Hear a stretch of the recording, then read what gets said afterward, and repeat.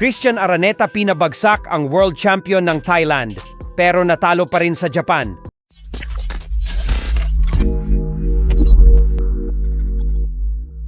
So isang napakalungkot na balita para sa ating Pinoy boxing fans.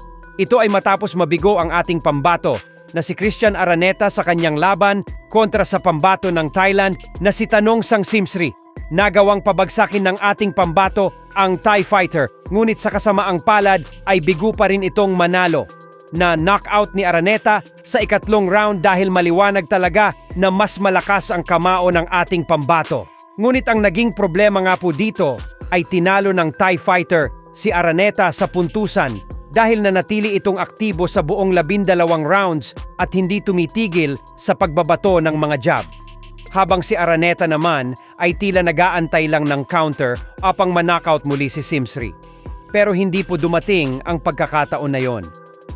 Kaya naman sa bandang huli ay nakuha ni Simsri ang panalo via split decision.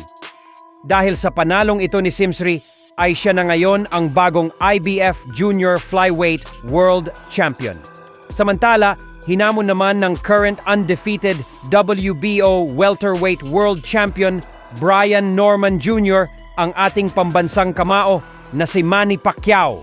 Ito ay matapos ma-knockout Norman ang Japanese challenger na si Jin Sasaki sa mismong baluarte nito sa bansang Japan.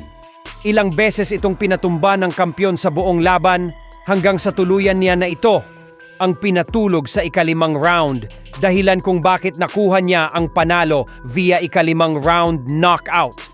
At pagkatapos nga po ng laban ay sinabi ni Norman na ang pinakagusto niya daw talagang makuhang titulo ay ang WBC World Title Belt na hawak ngayon ni Mario Barrios.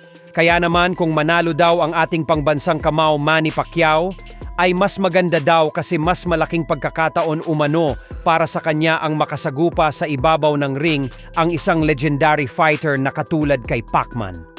Pero bagamat nga po legend si Pacquiao, ay nagbanta ito na hindi siya magpapakita ng respeto sa ika-8 Division World Champion kung sakaling magtuos sila. Dahil gagawin niya daw kay Pacquiao yung ginawa ni Pacman na pambubugbog kay Oscar de la Hoya noong taong 2008